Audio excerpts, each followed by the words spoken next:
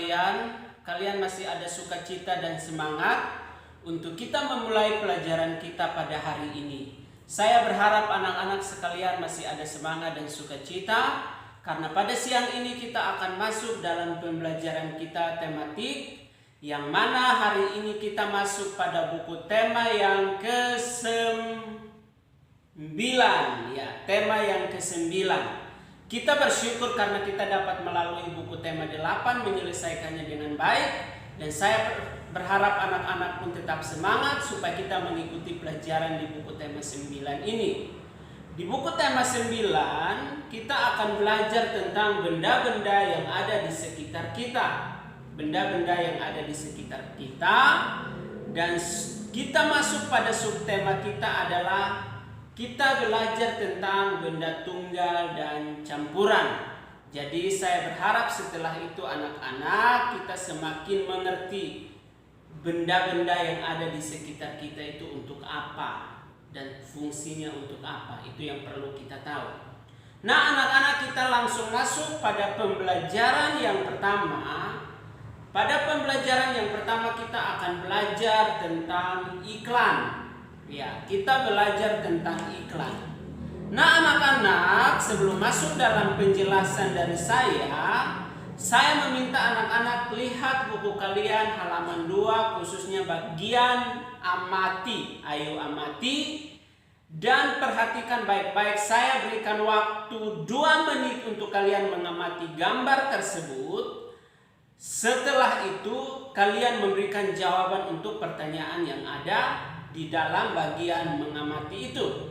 Waktunya 2 menit. Silahkan kalian boleh jeda videonya lalu kerjakan bagian mengamati. Perhatikan dengan baik dan benar. Nah, anak-anak, jika kalian sudah menyelesaikan bagian mengamati, kita akan belajar tentang iklan. Iklan. Apa itu iklan? Iklan adalah suatu cara yang digunakan untuk menawarkan atau mempromosikan suatu barang atau jasa kepada khalayak umum melalui berbagai macam media. Seperti iklan biasanya kita dapat menemukan di media cetak, seperti di surat kabar, di majalah, maupun di tabloid.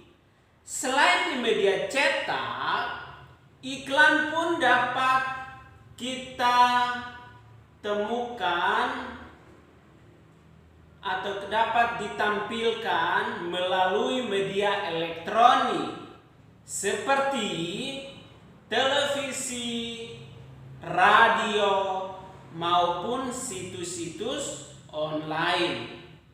Anak-anak, selain dari media-media yang ada, iklan pun dapat kita temukan di tempat-tempat yang umum, seperti di pasar, di jalan raya atau di jalan, di terminal, di stasiun, bahkan mungkin di bandara, di pelabuhan, dan tempat-tempat umum lainnya. Nah, anak-anak, kita memperhatikan bersama-sama dari apa yang dijelaskan tadi, maka dapat disimpulkan bahwa secara umum iklan dapat diartikan sebagai pemberitahuan mengenai barang atau jasa kepada masyarakat yang ada di sekitar. Jadi itu secara umum iklan dapat diartikan sebagai pemberitahuan mengenai barang atau jasa kepada masyarakat yang ada di sekitar. Jika mereka tertarik, mereka dapat menggunakan atau membeli barang dan jasa yang ada. Tujuannya adalah supaya membujuk masyarakat agar memiliki minat membeli barang atau menggunakan jasa yang ditawarkan. Jadi tujuan adanya iklan itu adalah supaya membujuk, merayu masyarakat supaya masyarakat berminat tertarik, mereka membeli barang yang dipromosikan melalui iklan, ataupun mereka dapat memakai jasa yang dipromosikan melalui iklan. Apa saja ciri-ciri iklan itu? Ciri-ciri iklan itu adalah yang pertama, komunikatif dan informatif. Artinya bahasanya bahasa yang menarik perhatian orang dan informasinya pun membuat orang penasaran. Yang kedua adalah bahasanya mudah dimengerti dan diingat. Bahasanya bahasa yang gampang sehingga orang mudah mengingat dan mengerti.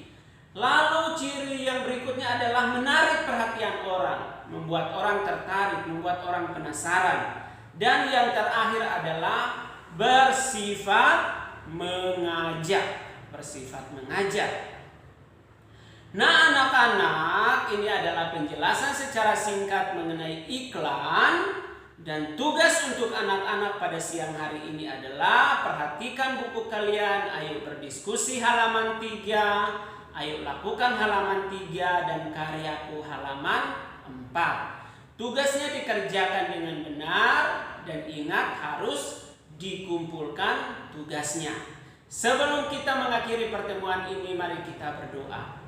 Bapa di surga, terima kasih karena Engkau memberkati kami dari pagi sampai siang ini. Dan hari ini kami dapat menyelesaikan kegiatan belajar mengajar dengan baik. Anak-anak akan melanjutkan dengan mengerjakan tugas yang ada. Kiranya Tuhan menolong mereka.